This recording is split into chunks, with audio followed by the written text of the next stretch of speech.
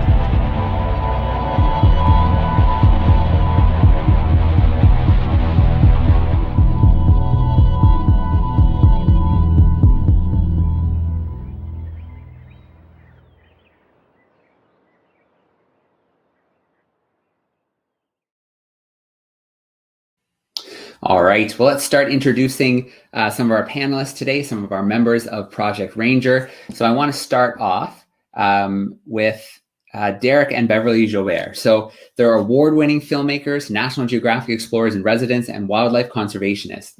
They've been filming, researching, and exploring Africa for over 30 years. They're the founders of the Big Cats Initiative with the National Geographic, so funding well over 100 grants in well over 20 countries for conservation of big cats, as well as the Great Plains Foundation, so protecting over 1 million acres of land. So I'm going to bring the two of them in now to say hi. Hey, Dereck and Beverly, how are you? Hello. Hey, Joe. How are you doing today? Very good. Good, good. Well, it's great to see you both. I'm going to bring you back in just a moment, but I'm going to introduce the rest of the panel, and then we'll spend a little time getting to know everybody a little bit better. All right, excellent. So the next person who's joining us today is Samuel Wasser. So he is the director for the Center of Conservation Biodiversity at the University of Washington. His laboratory specializes in the development and application of non-invasive genetic and physiological tools to monitor human impacts on wildlife. So through this, developed a test to determine the major elephant poaching hotspots across Africa by extracting DNA from tusks acquired through large ivory seizures, then comparing that DNA to a reference map and dung sampled from elephants across Africa. So I'm going to bring Sam in here for a quick moment to say hello. Thank you so much. Thank you. It's a pleasure to be here, and looking forward to doing my contribution to rangers around the world. Awesome. We'll bring you back in shortly. And I'm going to introduce the final member joining us today. So we've got Nier joining us. He's a former Israeli Defense Forces combatant for special operations. So throughout his service, he was trained and active in various operations around the world. Since 2008, he's been deeply involved in wildlife protection through his company, Mesha, and you'll have to correct me, Nier, if I didn't get that proper, Lee. And in the process, he became an honorary advisor to the Kenya Wildlife Service, and he has trained and advised rangers across Africa on anti-poaching and illicit trafficking issues. So let's bring Nier in here with us. How are we doing today, Nier? Hi, Joe. Good to be here. Hi to everyone. And yes, it's Maisha, which is Swahili for life. Excellent. And it's nice to see you in the light. Last night when we did the test, it was dark, and we were trying to figure out if we could do it from outside. And look at that, we got it. Nice and lit. The sun always shines again. All right, excellent. Well, good to see you. I'm going to tuck you backstage temporarily, and we're going to dive into a few of these little talks. So I'll bring Dereck and Beverly back in here. And Dereck and Beverly, maybe I'll let you take over for a little bit. All right, great. Well, let's give you some background on Project Ranger and why we started it, Joe, if you can. As you said in your introduction, about a year and a half ago, we saw that COVID was going to create a collapse of tourism, obviously. And then as a second wave of that, any funding going via tourism into rangers and supporting rangers in the field. And so we gathered a group of like-minded friends, and the ambition was to start funding rangers in the field. And very quickly, we fell into bad company with Sam and Nier and a few others. And we've had the most stimulating time, not just funding rangers, but also getting to know Sam and Nier a lot better and connecting on a level of not just supporting rangers, but delving into the real day-to-day, real-time situation in many countries on wildlife trafficking, wildlife crime, and on rangers. Absolutely, and I think what we've got to remember that, poaching has always happened. It was before COVID, and in fact, it takes me back to the sort of mid-90s when Dereck and I came across rhinos being poached in Botswana, and when we then started working with the Botswana Defence Force. They had a wildlife crime unit, and we would go out with them. And so at times we were dressed like the military, and we were lying in wait at nighttime, waiting for the trip flares to go off, or lying in winter, freezing, just waiting for the poachers to come across. So we were very aware of the past.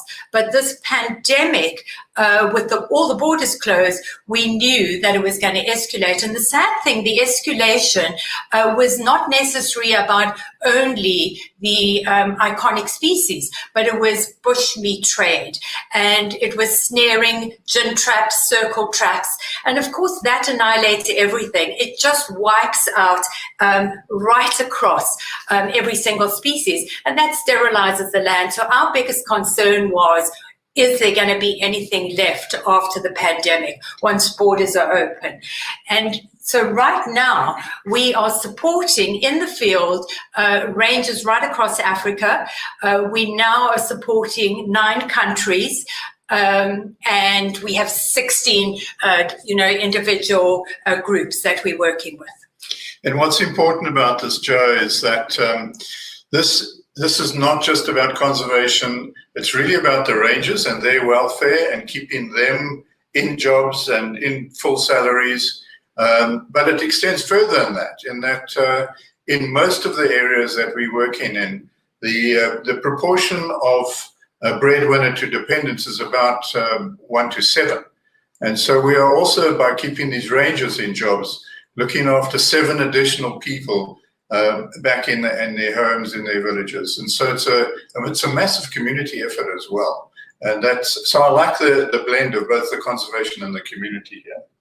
Absolutely. And then, of course, the part where we all get involved is we have a regular investigative call. We look at individual hotspots right through Africa between Nier and another individual. They bring in key individuals in each country, and that's where we can get on-the-ground reports. So exactly what's happening, where the hotspots are, and what the poachers are targeting. So I think that's a good time to bring in Nier to introduce himself and the reasons why he got involved. And the format here is we want to speak to Nier, then we're going to hand over to Sam, and then we're going to hear from some of the people that we do fund, the rangers out in the field, and then we'll come back in for Q&A with you. All right, thank you very much, Dereck and Beverly. It's an honor to be associated with you and Sam and everyone else.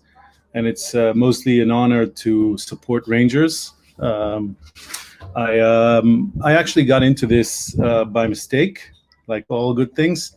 My father taught rangers pilots how to fly in Kenya in the beginning of the 90s, and I would just heard stories about it and felt this is what I want to do. It took about 15 years till I actually did it. And I think the best way to look into my story in this very large environment is through rangers. And I'd like to share. Can I share a presentation now, or is that? Yeah, absolutely. Joe?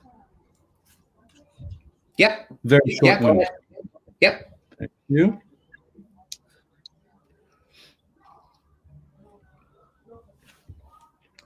So. I'm sorry. Bear with me.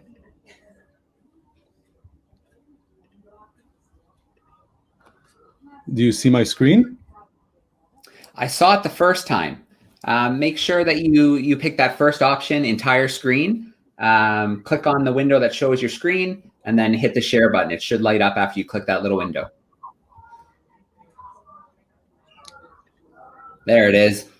Okay, so now I can open the presentation, right? Yep. Perfect. So, can you see this? We're good to go.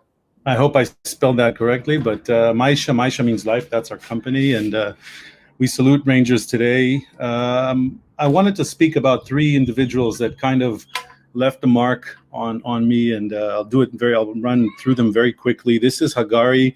He's a ranger in Garamba National Park. This is from 2012. Hagari was instrumental in running operations in quite a serious environment at the time. As you can see in these pictures, this is after a firefight with poachers coming into Garamba National Park. This is also with the UN, Guatemalan Special Forces. Hagari was really my right-hand man from the beginning. Was a tough and disciplined individual, and it was a real pleasure, coming in from a whole different culture. We barely spoke the same language. We spoke broken French to each other, but yet we managed to fight shoulder to shoulder. Hagari passed away, unfortunately, from a disease a few years ago.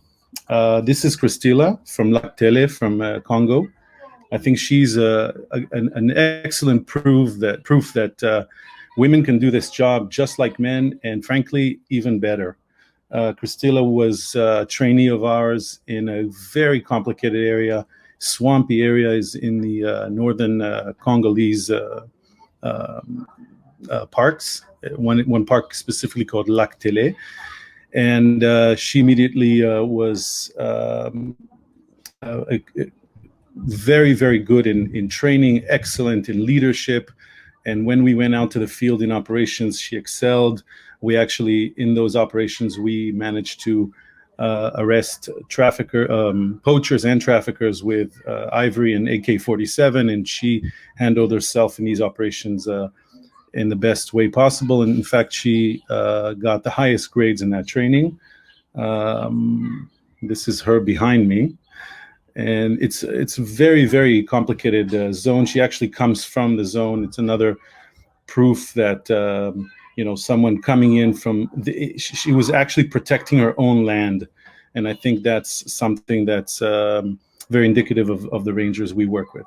Last one is Moses Lelesit, who was a Maasai warrior who was a KWS ranger, platoon leader, and then had a dream to fly, became a pilot. I think Sam probably knows him as well. He flew with me. He was so amazing in the way he flew for the rangers, because he was a ranger on the ground. He knew how to identify poachers.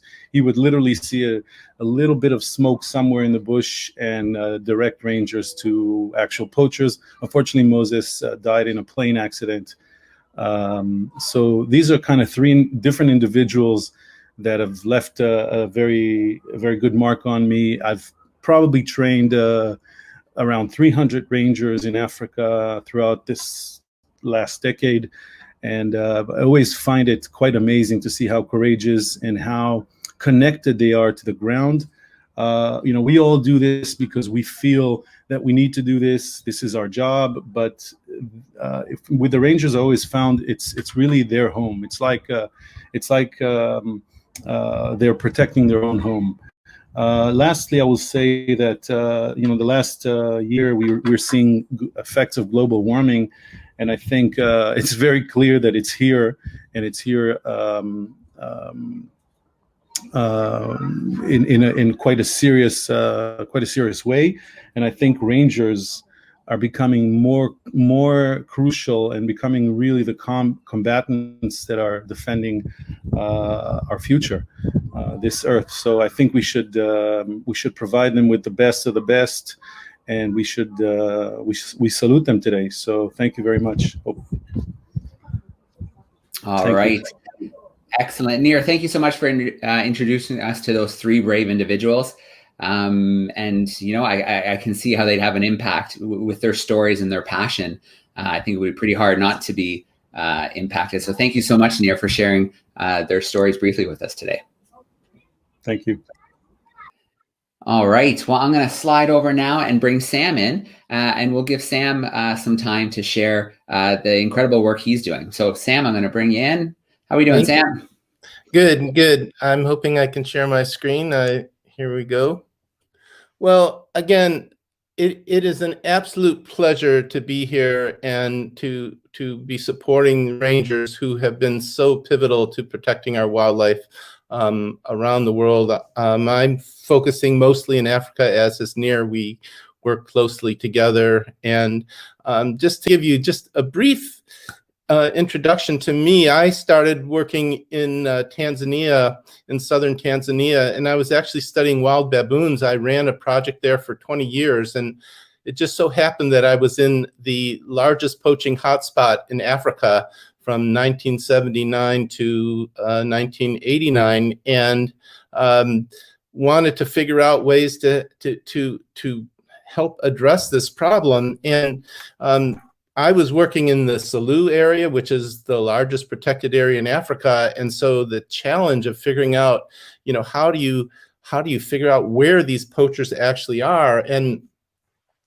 as rangers, many of you see things like this. You may see carcasses on the ground that were poisoned, or individual carcasses that were shot. And when you're catching poachers, you have they often have about as many tusks as they can carry. So not a lot of tusks, but enough to be doing damage. But when I come on the scene, I see this. Just tons of ivory being shipped out of Africa by transnational criminal organizations. I abbreviate them by TCOs, so transnational criminal organizations. They are groups that are moving tons of ivory out of Africa. We see seizures here on the top. There's a seizure that's 9 tons of ivory, and then below we see other shipments that are equally in size. So what we do in our lab, and I wanted to just kind of describe how we use these large seizures to figure out where the rangers' work is most needed. And of course, rangers know the specific areas that they're working that are important, but they're often working in huge, vast areas. And the question is how much of this ivory that we see in these local poachers, that these local poachers are taking, are coming from the same place, or are these big seizures coming from areas all over Africa? So we wanted to use the information in these large seizures to figure out where are the poaching hotspots, how many traffickers are moving them, and are the traffickers connected to one another? And the way that we figure out where these poaching hotspots are and the size and connectivity of the transnational criminal organization exporting them is we first representatively sample the large ivory seizure. So when we get a seizure that may have 1,000 to 2,000 tusks in it, the first thing we have to do is we can't afford to sample all of them. We use DNA to determine where the ivory came from. And the first thing that we try to do is to figure out where we tried to find the pairs, the two tusks from the same elephant, and so that we can put one of the tusks aside, so we don't spend a lot of money analyzing the same animal twice. And the first thing we do is we measure the diameter of the tusk at the base, like you can see here, and then we lay all the tusks out from smallest to largest diameter, and then we match them by color. So tusks that have the same diameter are very likely to be a pair, but that's not enough information to pair them. So then we match them by the color. And then the last thing we match is where the tusk leaves the lip of the elephant right here. And you can see all of these tusks here are pairs. And you can see they're the same. The ones next to each other are the same color, same size. The gum line is the same. Even when tusks are cut, you can still match them that way. And so once we do that, we then randomly select about 200 tusks from the 1,000 or more tusks, and we cut a small piece out of the base of the tusk where we can actually extract DNA. And this is what a cross-section of that tusk looks like, and most of the DNA is right there. So DNA is the genetic material of the animal that we're going to use to figure out where it came from. We then stick it in this little machine which freezes the tusk, the piece of ivory, brittle cold, so that and then it has a magnet inside the tube that the ivory's in here. And when you stick this down into this chamber, you shift the magnetic field back and forth, and this magnet smashes the ivory against the walls of these little shells, and it comes out as powder within about a minute and a half. And once we've done that, we can take the DNA out of that, and then we match it to another to a DNA reference map that we actually had rangers collect for us across Africa. So each of these X's has multiple dung samples that we got DNA from, and we created a map for forest elephants and for henna elephants. And by matching the DNA of the ivory to the map, we can actually tell with high precision where the majority of ivory in those large seizures came from. And when we looked at all these data, we found that of over almost a 15-year period, 78% of all the ivory in these large seizures came from savanna elephants, and the majority of it came from this area here, focused around Tanzania. And you can see that in these individual seizures here. Each one of these is a separate seizure, and you can see this is where it was seized in Taiwan.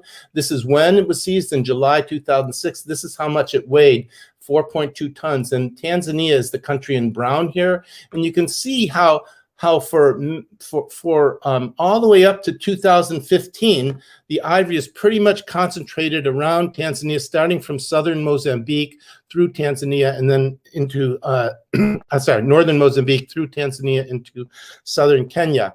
And then over time, so this is up to 2015, but then we were able to actually see a shift that occurred in the poaching hotspots, because by 2016, we started to see the ivory moving from Tanzania. The concentration of poaching moved down to an area called the Kaza, the Kavango-Zambezi Transfrontier area, where there's now 230,000 of the remaining 4,000 in this area. And you can see that this was a constant shift. So we were able to detect a shift in the poaching hotspot, as well as where the ivory was coming from. So these colored circles here are showing you where the ivory was exported out of, and you can see most of it was exported out of Uganda or Kenya. But now when you see this southern shift, we're starting to see the ivory moving out of Kinshasa, DRC, or Luanda, Angola, and Kinshasa, DRC. So we actually were able to detect a shift in the hotspots where most of the poaching is concentrated,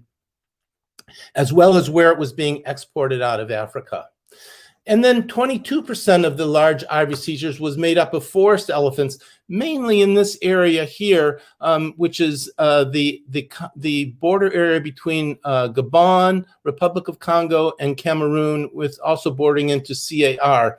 That area, the Tridom, was where the majority of forest elephant ivory was coming from. And you can see here, again, the blue circles are where the ivory was poached. There's the port of export again, and you can see that all the way from 2006 to 2014, it's all coming from that area in the Tridom primarily. And then we see that over time, it doesn't shift like the savanna ivory does. The hotspot stays in that Tridom area, as does the area that it's being exported out of. And that makes a lot of sense, because this is really the last stronghold of forest elephants in Africa. So overall, when you look at this, we were able to see that there's a high consistency in the hotspots. It's not like these big traffickers are getting ivory from all over Africa. They're concentrating in the same area, and they're essentially, poachers are selling their ivory to middlemen who are moving it up to a neighboring country where it was consolidated and exported out of Africa. And these poachers and the middlemen are almost certainly loosely controlled by these transnational criminal organizations, because they're providing the funds and the consistency. They're always there to buy the ivory from these guys. So being able to figure out where these transnational criminal organizations are is really crucial. They appear to be much fewer in number than we have previously thought. And that means that really understanding who they are and taking out these transnational criminal organizations is the choke point that hopefully will unravel everything and really make the ranger's job much less risky. Well, so how do we do that? And then I'll just quickly go through this, that when we were trying to find the pairs of elephant tusks in these large shipments, we noticed that over half of the tusks in these shipments didn't have a pair. And we wonder, well, what happened to the other tusk in the shipment? And what we found, that many of those tusks in those shipments that didn't have a pair had an exact match to a tusk in another shipment. So the two tusks got separated from the time they were poached until they were consolidated in a neighboring country and shipped out. And by tracking the DNA from the two tusks, we could genetically match them and show that the tusks were actually being shipped from separate shipments, in separate shipments. And whenever that happened, the shipments always came from the same port. And this shows you that here. So these are the same seizures that you were seeing for savanna elephants and for forest elephants here. You can see that when there's an arrow connecting two seizures, it means that one or more tusks in this seizure here that was seized in Dubai in May 2013, one or more tusks here were identical to one or more tusks here, and the thickness of the line tells you how many tusks were the same. So you can see that 4 different tusks here were identical to 4 other tusks here. And all of these arrows in this connected area, they're all orange, which is the same color as the common port where they're all being exported out of.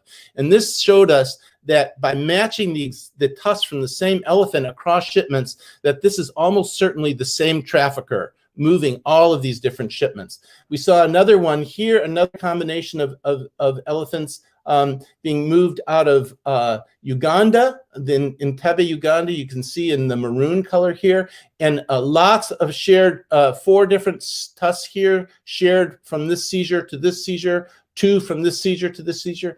And this was an interesting one. This was a case of 22 elephants were shot by helicopter. And we got DNA from them, and we found that the DNA the tusks from those elephants ended up in this seizure right here. So we were actually able to connect the crime to the seizure that they were being moved out of. The last thing I just want to show you is these seizures down here, which has a combination of Savannah ivory in it. 4 tons of ivory out of this 6-ton seizure were from Tanzania and neighboring areas, and then another 2 tons were coming out of the Tridom area. And you can see that they're shared tusks, both from both parts of Africa. So how does that even happen? And when you look at this, you see that originally the ivory from East Africa and from Central Africa which was ultimately moved to Togo, where it was then exported and seized in Malaysia. Almost certainly this ivory was moved on a ship to Togo. At the same time, ivory from the Tridom was moved to Togo, and ivory from West Africa, from Penjari Park W, were also moved to Togo. So all of this was accumulating here. And then we see that this happened in 2012, but then seizures in 2013 and 2014 had tusks identical to tusks from this shipment. This one had from West Africa a tusk that was identical to another tusk in West Africa. This seizure here, which was all forest elephants, had 2 savanna elephant tusks that were identical to tusks here. How does that happen? Well, when this seizure arrived, they must have taken ivory out and moved them to Togo, and they were subsequently put into these other shipments and moved out. So now we see a connection between East African traffickers and West African traffickers. We see that all of these were likely moved by the same individual that in Togo. So when you pull all this together, we can compile a large amount of information that helps us focus in on where do these rangers need the most help? Where across Africa are the efforts most strategic to address? And part of our work showed that these major transnational criminal organizations are fewer in number than we previously thought. These individual traffickers are connected to multiple large seizures. Some of these traffickers we've connected to over 40 different ivory seizures, and that they're tightly connected to one another. Individuals working in Mombasa, Kenya are connected to individuals trafficking out of Entebbe, Uganda, as well as connected to individuals moving ivory all the way out of West Africa. The last thing I want to point out moving forward is that we are seeing more and more convergence where traffickers are not only moving ivory, they're starting to expand to other things, sometimes narcotics, but also other wildlife. For example, this seizure here was 9 tons of ivory seized in Singapore, and it included 12 tons of pangolin scales. While we were there sampling these seizures, a confidential informant told us about, from this area where the ivory originated, told us about African rosewood coming through Singapore where we were doing the sampling, and they seized 208 tons of African rosewood.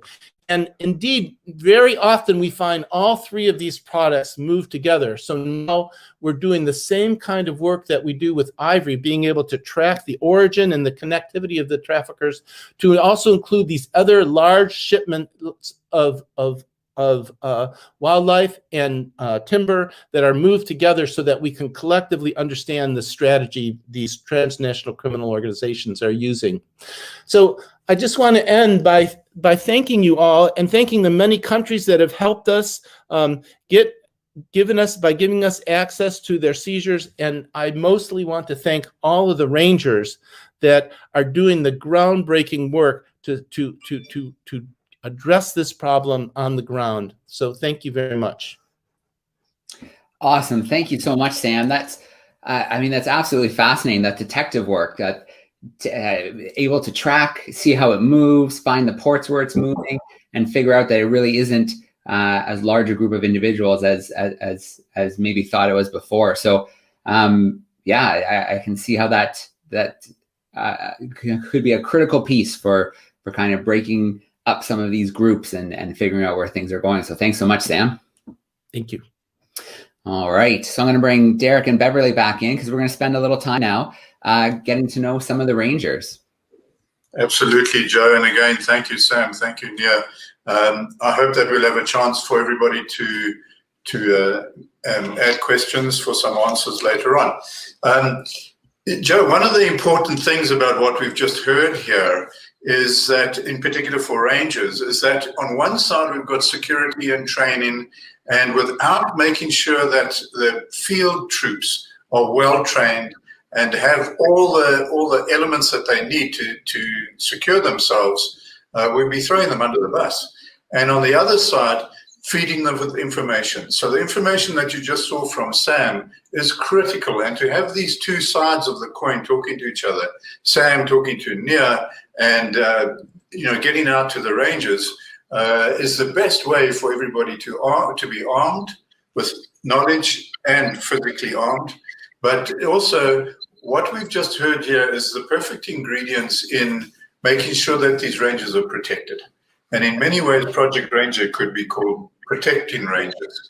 And I want to hand over to Beverly. He's going to introduce some of these rangers now. Yes, that's right. So really what we're doing is we're trying to prevent a future pandemic. Project Ranger is all about sponsoring a ranger, stop a poacher, and save a species. So it's got this wonderful circle of protecting everyone at the same time. So one of the key grants that we've given out is to an organization called Conservation South Luangwa, and Benson Kanyembo is a law enforcement advisor. He's managing, planning, and executing law enforcement. He's incredible in the operations in conjunction with the Department of National Parks and Wildlife. His job is really in training and supporting anti-poaching in the area with over 58 community-based scouts. They work very closely with human-wildlife conflict mitigation, so that's something else that comes into play in the communities.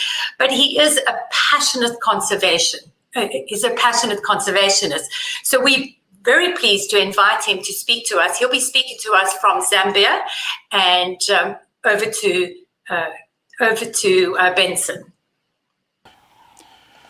I'm Benson Kanyembo. I work for Conservation South Luangwa as a law enforcement advisor, managing, planning, and executing law enforcement operations in conjunction with the Department of National Parks and Wildlife. As the law enforcement advisor, my job is to organize patrols, train the officers, conduct operations in the patrol, in the field, and in the game management area, working hand in hand with the Department of National Parks and Wildlife. When I was growing up, I saw a lot of poaching happening in my home area, and I took it up that let me stand up and do something and help conserve Mother Nature because of the poaching that I saw that was happening as I was growing up. In my career as a law enforcement or as a ranger, my favorite part has been training of the rangers. People from the street want to be the rangers. That process of turning a civilian into a ranger is one of my favorite parts. I also enjoy just being in the field, listening to the birds, to the sound of the animals. It affirms my reasoning of being a wildlife conservationist. Just the beautiness and the sounds of the field really makes me move on and continue doing what I do as a conservationist. In my career as a ranger, the most challenging part is the crossing of the rivers because there are no bridges when you go in the field there. So sometimes during the rain season, I've crossed rivers, water somewhere there are crocodiles there. That is my biggest challenge, is just river crossing. The rest is just okay. When you sign in as a ranger, just know that your life will be in danger 24/7. So the danger is always there, not only from animals, but from the poachers. You can be killed at any time. So it is a constant danger, life and death, when you join as a ranger. Conservation of our natural resources benefits the community in so many ways. I'm one of the beneficiaries as a ranger. My families benefit from the little that I get from this work. I can say the whole country benefits because even people working at the airports, those who own the plains, they also benefit from this, from the animals that we have kept here that we are protecting. So it's not only the local community that benefits, it's the whole country, the whole nation at large benefits from the protection of our natural resources. As a conservationist, we also educate the community, the school children, so that they understand as young as they are the importance of protecting and conserving our natural resources. With the coming of the COVID, a lot of lodge workers, thousands of these people have been laid off, and it has made our life difficult because we reduced our way of working from 6-man team to 4-man team in order for us to cover a big area of the park, because the park is 9,040 square kilometers and the game management area is about 4,000 square kilometers. The lodge workers used to help us as eyes and ears, but now with them being laid off, our workload has increased and it is a challenge. Poaching is one of the biggest challenges that we have. Currently, people don't just poach because they're hungry. It's a business. It's a profit-making business, and it is happening even now as we are speaking. As conservationists, we still need funding for us to continue to protect our natural resources. We see the lodges that used to support us with a certain percentage of money not doing their business. We're still asking for other international donors to continue to support us in order for us to conserve our natural resources, because we still depend on it economically, ecologically, and it's our national heritage. We need to protect it. It is important that the international community there should appreciate, and they should be ambassadors of not buying any illegal wildlife things.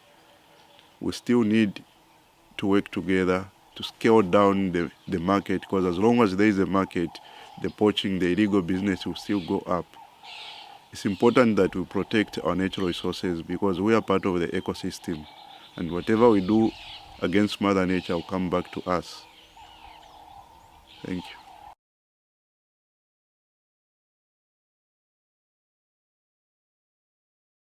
Poster is an old friend of ours. We've known him for over 20 years, and I cannot say enough about Poster and his absolute dedication. He takes it personally, and I think that you'll see a common theme through all of these, and that they're passionate, dedicated, and they do take it personally. Well, we met Poster in the early 2000s, and that's when he was working on a rhino project. So we did a film called Rhino Rescues on the work he was doing. And actually, since then, he's dedicated his life to rhinos. So he is a remarkable man, and he is a giant of a man. I think I only take him up to his waist. 6'7". 6'7".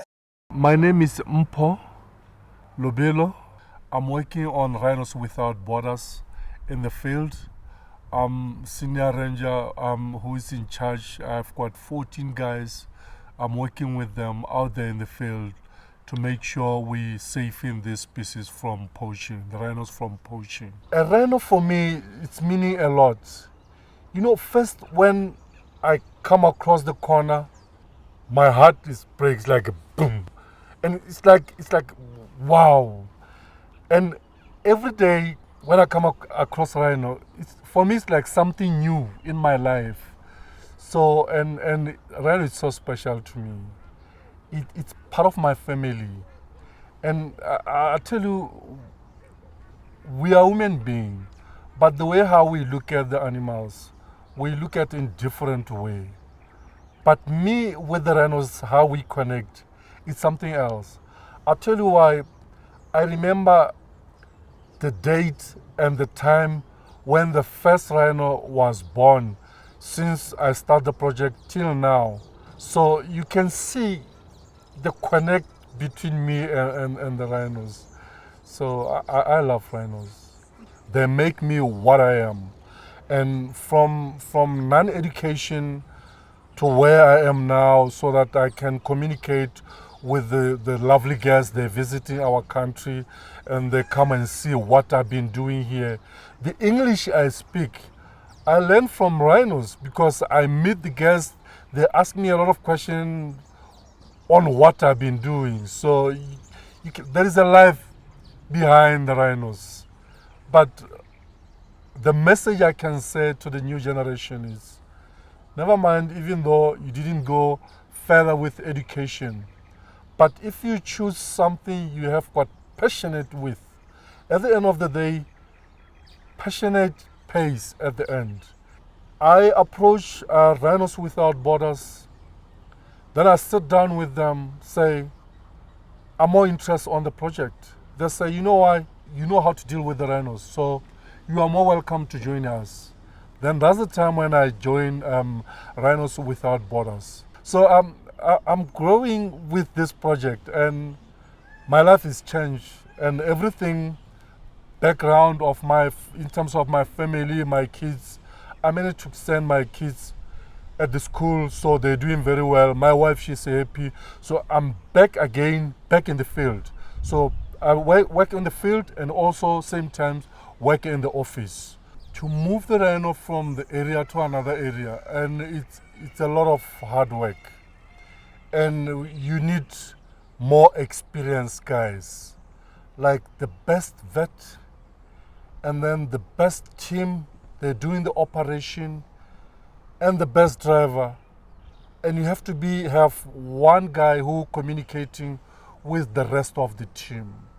And everybody they have got sharp eyes, very good observation, monitor the animals. For me to see rhinos arriving in my country after there was nothing left and what you call back in the wild, and it's so special. It's so special to me, and I tell you why, the emotional, and to see them arriving, and sometimes tears are coming out because it's one of the best memory, and for me to be part of these memories, I feel like I've got special job in the wild. So I'm happy to be part of and all this relocating rhinos. You know, I know it's very dangerous to be part of the monitoring team, to be looking after the rhinos,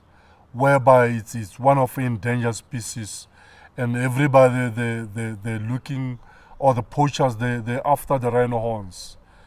You know, for me, I never been thinking of come across by poachers. What comes to my mind every morning when I wake up is to go and see my babies. You know, it's very sad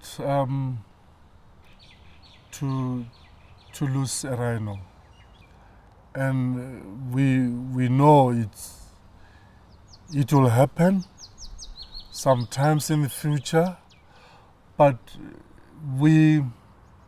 it's very sad when you just come across by a dead rhino, and it touched our hearts, because one thing you have to think about when you see that moment, it takes you back where you start.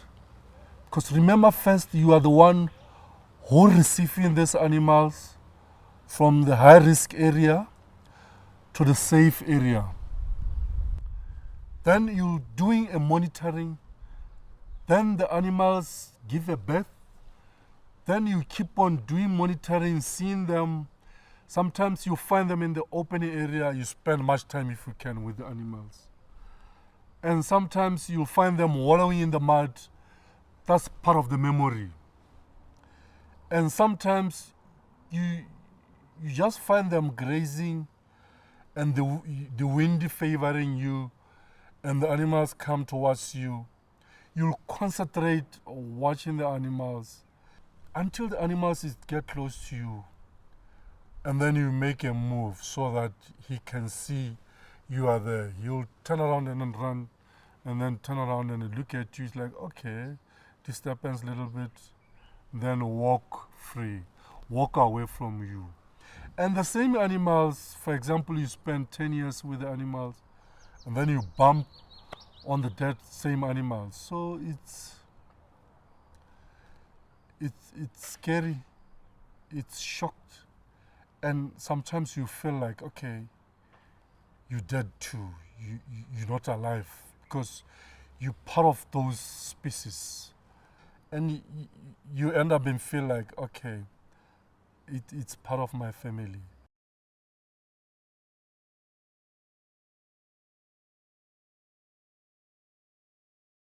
But then the next is in South Africa, Pit Track. Carl Thornton and his team are also recipients of grants from Project Ranger, and they're teaming up with working dogs. This is what's really interesting. Pit Track specializes in canine conservation and anti-poaching work, which is made up of highly skilled, passionate, and dedicated people who have devoted their lives to the protection of wildlife. They are currently protecting the largest wildlife sanctuary in South Africa, and they work very closely, a relationship with the South African Police, Nature Conservation, Green Scorpions, and the National Intelligence. So over to Carl Thornton in South Africa. So we're here in the Greater Kruger National Park. This is the Evoker Gate. This is a very important entry and exit point into the private sector. The Association of Private Nature Reserves, formerly known as Greater Kruger. So behind me here you can see our kennels. These are our detection dog unit. These are very specialized canines that are deployed on the front line of anti-poaching. These detection dogs specialize in the detection of firearms, ivory, rhino horn and pangolin. So searching all the vehicles coming in, making sure all the vehicles are not bringing in firearms to poach animals, and searching all the vehicles going out, making sure that these vehicles are not removing wildlife contraband products outside of the conservancy. So very, very important function. Hi, my name is Karabo. This is my dog here, Matemba. On a day-to-day basis, we search vehicles for guns, ivory, and rhino horn, making sure that the poachers do not come in here and take animal products. Even if the smallest quantity of contraband is deeply concealed within a vehicle, the dog will most certainly pick it up and bring attention to the handler, showing the handler that the vehicle is contaminated. If the dog indicates on the vehicle, these vehicles are pulled over into a secondary search area where all the occupants and baggage are removed out of the car, and the dog is given a second opportunity to pinpoint exactly where that contamination is coming from and show the handler exactly what contraband is in the car. So this has been a very effective method of searching vehicles and personnel, structures, field searches inside this area. It's brought massive results in bringing people into investigations and catching rhino poachers and other animal poachers, ivory poachers, pangolin poachers. And to date is probably one of the most effective anti-poaching tools we have. And these initiatives, they need to be supported, they need to be sustained, and they need to be applied all over South Africa wherever there are game reserves. By closing down the entry and exit points, we put the poachers back on their feet and back inside the conservancy, and then our anti-poaching units out in the field have got a much better opportunity now to actually catch these guys that will now be back on foot. Poaching is indeed happening all over Africa. In our area in specific, we protect the largest concentration and the largest genetic diversity of free-roaming rhinos in the world. A big part of this work is educating and supporting the local communities. A lot of the team members I work with are from the local communities, and through educating the team, we educate the families who educate the larger community. The pandemic has had a massive impact on this area and our job in specific. it's definitely created challenges through a lack of resources, a lack of funding, inability to travel between provinces and areas, being away from the family for an extended period of time. I'm not the only one facing these challenges. I know the canines require a lot of TLC and a lot of equipment and a lot of care. You get little to no support from the government. We are a privately funded entity, and we do it for the love and the passion of conservation. To be honest, it's very dangerous because these poaching syndicates, they are well organized, so like it's life-threatening situation. These initiatives, they need to be supported, they need to be sustained, and they need to be applied all over South Africa wherever there are game reserves. So a very, very important initiative. Cole Thornton signing out from the Greater Kruger National Park. Thank you.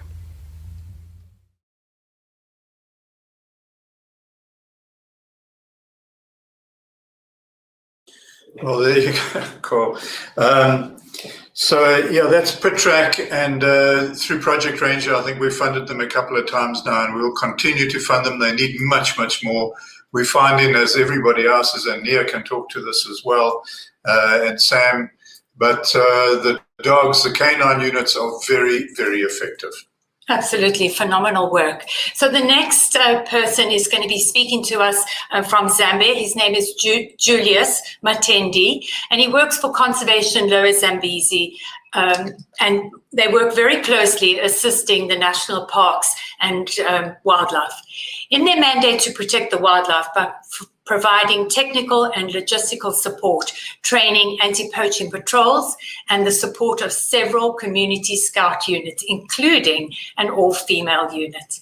They have environmental education programs detecting dogs, another dog unit, and rapid response and intelligence units to eradicate illegal wildlife trade. And that's really what it's all about. We're all trying to eradicate the illegal wildlife trade. So over to Julius in Zambia, who's doing phenomenal work there. I'm working for Conservation Lower Zambezi, which is a partnership with the Department of National Parks and Wildlife, which is the main body which conserves wildlife in Zambia. I chose to become a ranger when I developed the passion for wildlife, the passion to conserve the forests, to conserve the environment at large.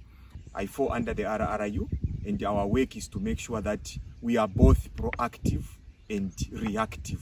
When there is an intel that some poachers are entering, I ensure that that do not happen. It's either we disturb them, we apprehend them, and bring them before the law for justice to prevail. On the other part of my job, it is to ensure that when there are reports in the national park, in the GMA, which is the Chihuahua management area, I am there on the ground as an officer, try to make sure that all the reports are verified, all the suspects found are apprehended and taken before the law for justice to prevail. So that means that my work do not only mean to move around the national park to cave poaching, but to also be on the ground in most of the times to ensure that whatever is prevailing on the ground is also on data and it is subjected to the people for our database. I remember in one instance in 2019 when I and my two colleagues, Godfrey Mwanza and Prince Chachelo, we had to track down poachers for over 58 kilometers, surviving on 1 liter of water. So those are what we find challenging. That is why a ranger like myself should not only be physically fit, should not only be able to do, but I should also have the mental toughness that is needed for us to achieve our objectives. The lack of equipment, the lack of updated equipment according to the modern technologies that can help us curb the poaching that we are facing, and also to our security as well. So those are some of the challenges that we face. Also to mention is the lack of the enough logistics in terms of transports and the much needed support, especially from our government. If they can give a regard to conservation, whereby they help the donors and and the NGOs, like Conservation Lower Zambezi, which is doing its best to make sure that the resources, the wildlife and the natural resources are protected, I think we will be heading somewhere. The community at large have limited knowledge on wildlife and its importance. Hence, it is my role as a ranger to make sure that the community come to understand the value, the importance of protecting our environment and the conserving of wildlife. I feel if I give them the right knowledge, I give them about the do's and the don'ts that they should make sure that they apply in their lives, as long as they are living close to the game reserves and the game management areas, it is going to help them now and in the future. So I stand before the community to help them. I'm not an enemy of the community. By the way, I'm coming from the same communities. That I feel it is important for them to have the right knowledge. Us as rangers, sometimes we tend to slumber. We tend to leave the principles that we should uphold in our day-to-day activities. The reason is simple. In Africa and in Zambia particularly, it is very expensive to take officers for refresher courses, to take officers, for advanced, courses and the like. If we cannot do that, then the officers are surviving on the same initial knowledge that they got when they did their initial, like I mentioned earlier. They will be surviving on the initial knowledge they get, and then what happens? They tend to lose their discipline. They tend to lose their honesty. They tend to lose their integrity and loyalty. And then what do we see? We do not see reliable officer. We do not see a reliable officer. The reason is simple. They need current knowledge, current technologies. They need support. They need much support than ever. As now, because we are living in the era of the pandemic, the poachers are employing other advanced means. They are employing advanced equipments and weapons in the field. Therefore, it is important for the rangers themselves as well to have much more knowledge than even the poachers themselves. I would as well say that if the rangers are motivated, the ranger legacy is promoted countrywide, worldwide, it is going to show a positive picture to the rangers that the world recognizes what they do. The world recognizes their importance.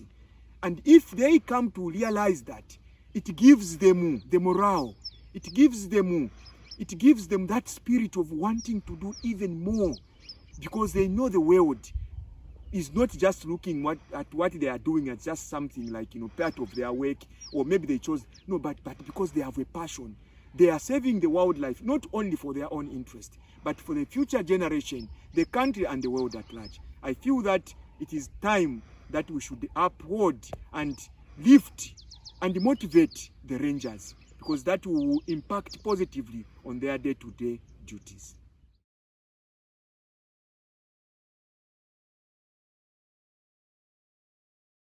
And what we were hearing in there again is the difficulties that these rangers have out in the field. And I am reminded that just last week, we had a ranger in our area in Sapi in Zimbabwe. There was some buffalo running behind the last ranger there. And we lost Shepherd Ngoromani to a buffalo attack. So I do want to honor him and all the rangers that we've been talking to and that are listening today. And on to the next one. Yeah, very, very, very sad. So Somalia Bahorha is a senior monitor at Rhinos Without Borders. And of course, we just heard from Poster, Somalia works very closely with him. Somalia was born and raised in the Okavango in Botswana, not in Somalia. He works closely with Poster, as I mentioned, and his job is really to protect rhinos and all wildlife in the area. He is extremely passionate towards his country, his community, and to wildlife, and wanting to protect it for the future generations. We have witnessed intense sadness in him when a rhino was killed. So once again, a very passionate man and determined to protect wildlife in Botswana. Over to Somalia in the field. So from the beginning, firstly, when I joined Rhino Without Border, I didn't have such much interest on the rhinos.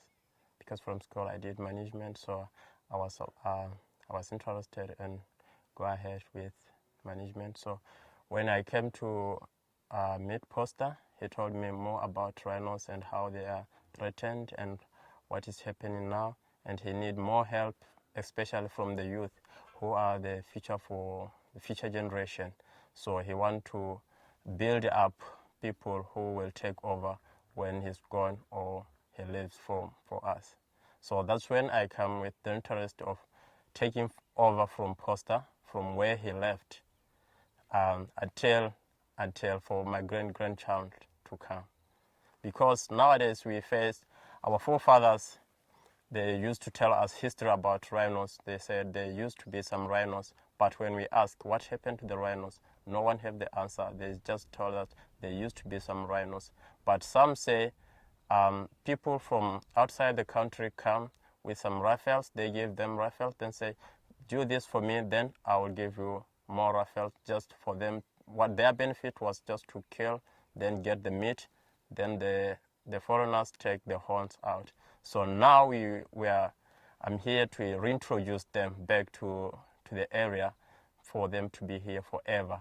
My first time to see the rhino was when we were reintroduced by Rhino Without Borders here in Botswana. It's a big sacrifice for a man to take, to say, I give my life to this animal, because now we have turned to be the threat to the animals, even though they are not threat to us. So now I've taken myself to say I'm going to protect and make sure these animals are safe. During the night, as these animals, they are in big threat. So I have non-sleep, because I don't know what's happened to them during the night. But seeing them wallowing, having a nice time playing around, the baby playing around their mother, that's my great time with animals. I wish I could just have more time with them even during the night, make sure that they are safe. I do this job because they say the youth are the future generation of tomorrow. So what kind of future generation are we if we don't support what we are proud of, our inheritance, our pride, what people knows all about us? Are we going to say we are future generation while we have nothing to show? And be here rather than someone older than me be here. It's an example to my colleague, my young ones, as I'm doing what they should be doing. So during my off times, I have some friends going to the football ground, having fun. That's when we have to chat to see how do they see how things are. Try to take them on my side to make sure that, because it starts from personally, discipline yourself on how you see things, and secondly it goes to the family. How did they support? Did they support you on what you are doing? And it goes to the community. Does the community recognize you? Does the community knows the importance of where you are? Does the community knows how will that benefit for the future generation to come? Then to go to the national, the country at large. Does the country see the importance of this, of protecting these animals? Does the country knows the importance of having these animals back to the country, like not having history like we have? So now the international people who are more supportive to us say, guys, this is what you have, so protect it, we will support you. Now it's on me to say, yes, I will do all that you wish to do, as I have more supportive from you. So having the team as the team leader is more challenging, because we work with different people with likes and dislikes. So what you have to do as the team leader, you have to make sure that everyone is on the same page with you, no matter how different you are. But when it comes to work, you have to be on the same page. Sometimes you can't believe what you see, but at the end, it has happened. It's so paining, it hurt a lot. Like maybe you have seen it yesterday, and the following day you come, you find like it's a carcass. So it's so bad to see a rhino died. Looking even the number that we have, Now the question is how many are going to left with if this continue to happen. It was successful. It moved at the right time and to the right place. It's a blessing. They arrived in my hands and they are still in my hands, in my protection. But I only lost one. But for the one that came in, it raised up to 20, which is a big blessing for me, which I wish it will be forever and it will be more rhino to come in. I would like to say to appreciate most to those who support us and those who are on their way to support. Never lose hope. Still, this is the project of hope. We still have more to go and we still have a long way to go from where we are. No matter what we lose, we still have something in hand. We'll try our best and we will always be there to make sure that we have something for the future.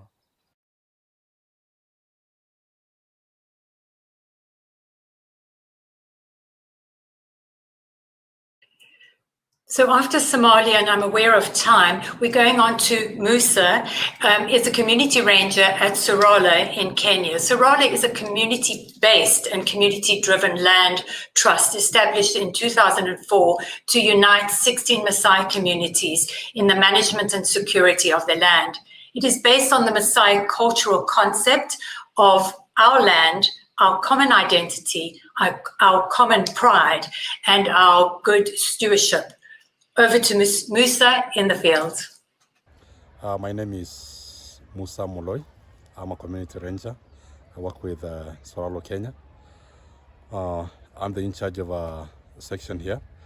And I do, to my day-to-day roles, I do patrols, attend community human-wildlife conflicts, and carry out anti-poaching activities. When we lose our wildlife, it's so painful to me, and some other times I take it as too heavy in my heart. Really feeling the impacts of COVID-19, but thanks to the government of Kenya for coming in with the economic stimulus package, which has really helped us. There are very few tourists coming into Kenya, and also many of our movements are restricted, which are basically our means of, that means our ways of getting our day-to-day bread is a little bit minimized, or even some normal.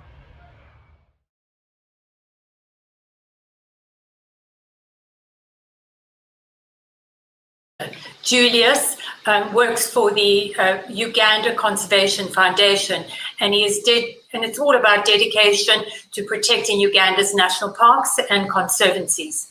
The various projects include disrupting the illegal wildlife trade. Julius started as a ranger in 1995, rising through the ranks and becoming a warden. Under his guidance, a highly trained team of 600 rangers have been deployed throughout Murchison. By 2017, Julius and his team had removed 24 tons of ivory. 24 tons, of snares from the Murchison's Delta, reducing the 3 elephants a day, formerly being seen in traps, to around 3 a month. They've also removed dozens of AK-47s, hundreds of rounds of ammunition, and 700 poacher boats were decommissioned. His leadership has led to the prosecution of 720 suspects involved in wildlife-related crimes. Over to Julius in Uganda. Yes, I am Julius Sobona. I am the warden in charge of law enforcement and security for Queen Elizabeth National Park.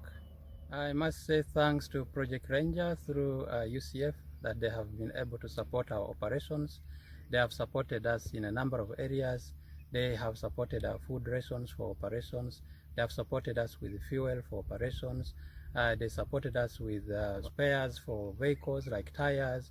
They have given us rucksacks for patrols and quite a number of things. And I think if this support was not there, we wouldn't have reached where we have reached. We have been able to achieve quite a lot with this support. And you remember this was during a critical moment of COVID-19 when the organization was limping. Actually, it was very difficult for the organization to fund our operations, but this support came in timely and we were able to move in.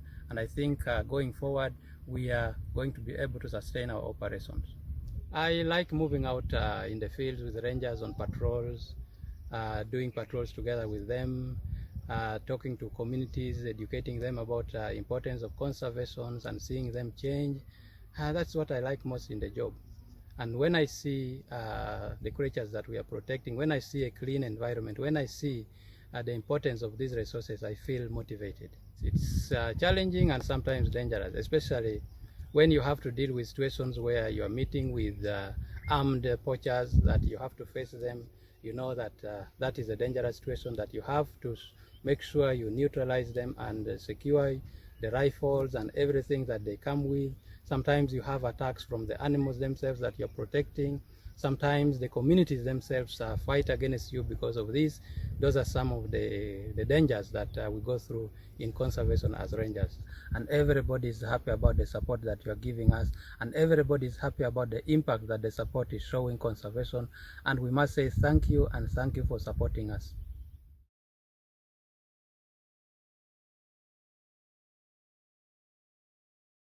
Well, that's great. Thank you very much. Joe, back to you. I'm sure we should open it up for questions and answers for what we've got left of the time, and I'd love those to be directed to Sam and Nier while we've got the time. Excellent. Yeah, absolutely. Let's bring everybody back in here. There we go. And, you know, Dereck and Beverly, thank you so much for bringing all those videos together, bringing those stories of rangers working in different areas, different situations all across Africa. It was great to see them speaking that way and sharing their stories, especially on World Ranger Day. So first question here, I think can kind of go Sam's way. So Sam, you know, you talked about the pangolin scales and the elephant tusks. What about rhino horn? Does rhino horn contain any DNA, and can it be traced in a similar way? Yes, rhino horn can be traced in a similar way, and we don't focus on rhino horn because our colleagues at Rhodes in South Africa do the rhino work. So when there is a seizure that involves rhino horn, we ship it to them. It works a little bit differently because so many rhino were wiped out across Africa, and many of them have been relocated from rhinos that were bred in South Africa.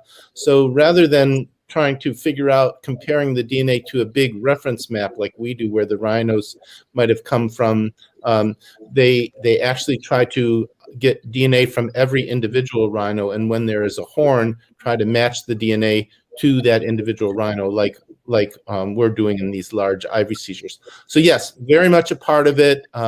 And it's a little bit of a different scale because we're dealing with, you know, tons and tons of ivory and pangolins and timber, and the rhino are more you know, single individuals that are being poached, and the quantity is much less because they're just their natural history. They're more widely distributed, and they're more in small family group. Okay, great question, and I wasn't sure if it did contain DNA, so that's very interesting to know. Nier, I want to put this question over to you. You know, you've spent time in Africa training rangers, you know, in dangerous situations, so you get to see them in those situations. And one thing that we've talked about a lot in this festival is, you know, what drives them, what keeps them doing what they do, and despite the danger. So I wonder if you have any insight in that, having spent time in the field in intense situations. What do you think drives them to continue doing that? I think, and we heard it from all the rangers that spoke, I think first and foremost, they're very proud of what they do. It's, you know, it was very apparent. I gave the example of Hagari in Garamba National Park, where we were joined by a large force of Congolese army, which, to say the least, was not very, very pleased about being there in the bush, about to go into some sort of combat situation. We knew we were going to face poachers because they had taken GPS trackers off giraffes, and we were tracking that. I can tell you that the small ranger force that was with me was just, so motivated to go in there and catch them and get into the fight. And it was, it showed that this is, they felt like this is an intrusion to their homes. I think we heard it from some of the rangers on these videos, which I smiled to myself looking at them, thinking how good it is, how good they are at what they do, and how I wouldn't like to be confronted in front of some of them in the field, because I think they take quite a lot of pride in what they do. And by the way, those who don't survive this job. It's a very hard job. I mean, one of the things you see in, for instance, in Central African countries where I worked in, rangers go into the bush for 24, 25 days. And now this is not savanna. This is top forest canopy. You're really, you really got to know your way around, and you really have to love what you're doing. And we come in all, trained and did missions around the world, but after 10 days, we're quietly weeping in our tents. And I say that in all seriousness. So I think that really is what drives them, their love for nature and where they are. It's their homes and pride of doing their job. Yeah. All right.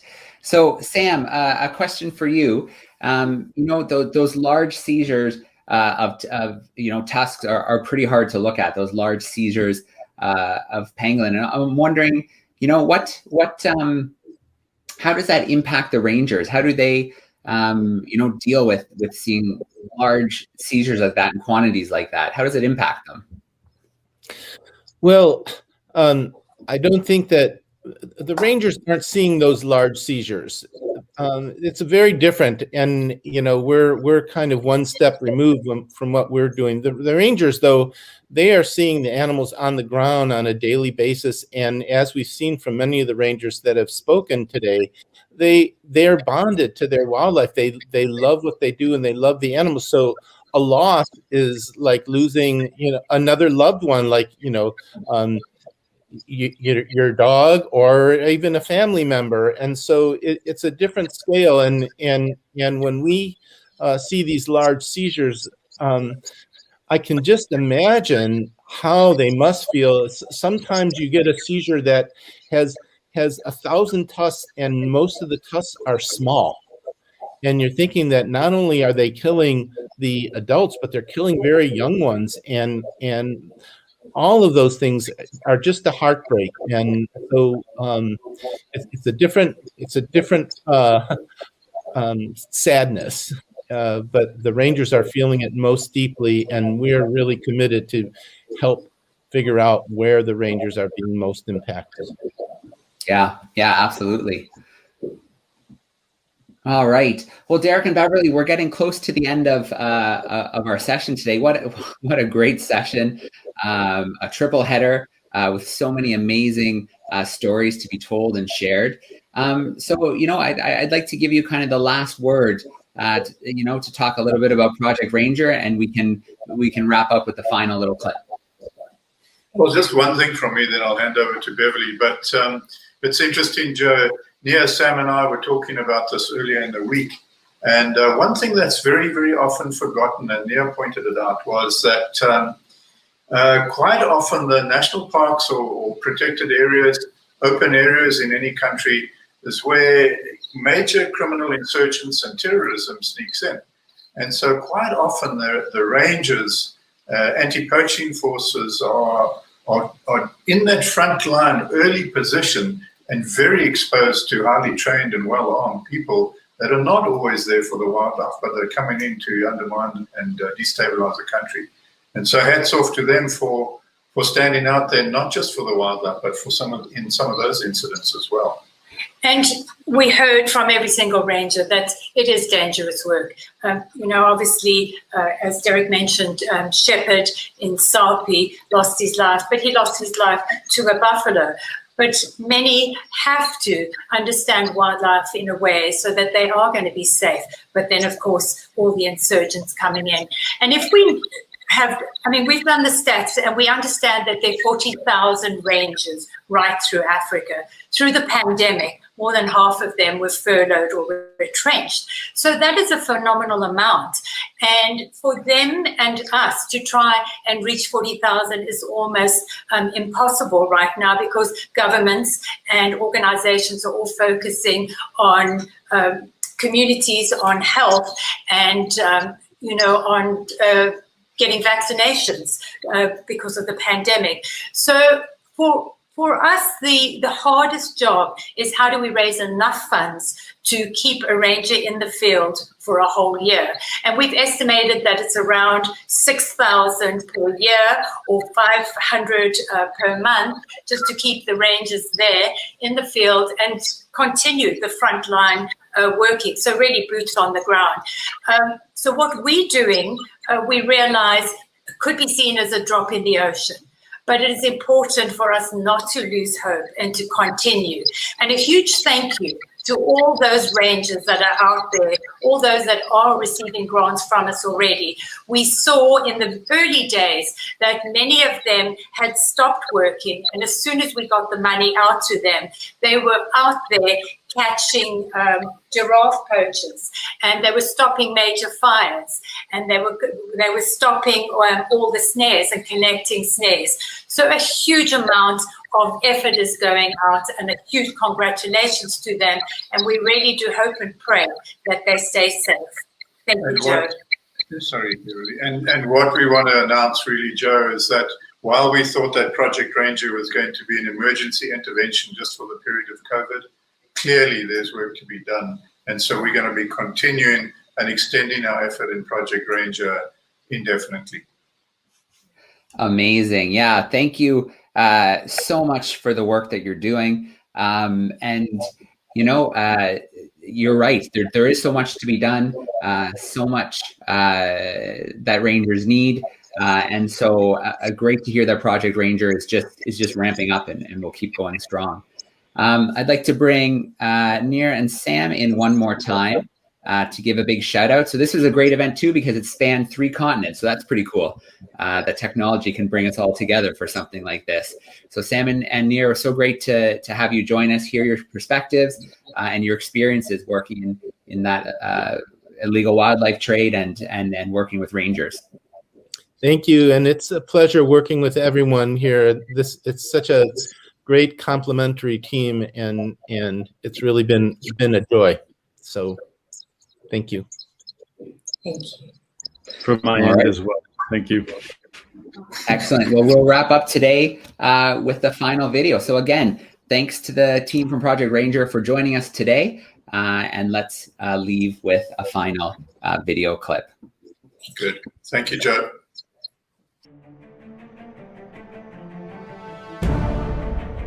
They are guardians of the wild, men and women taking care of the most endangered. They patrol through some of the toughest African bush. They risk their lives collecting snares, stopping the supply to wet markets in Asia. They are fighting a war, chasing poachers, battling to save species. They watch so our world doesn't burn. But who takes care of them now? Rangers across Africa now being laid off, cut back. Rangers who now need us so they can continue to serve. Project Ranger. Join us in preventing a new poaching pandemic.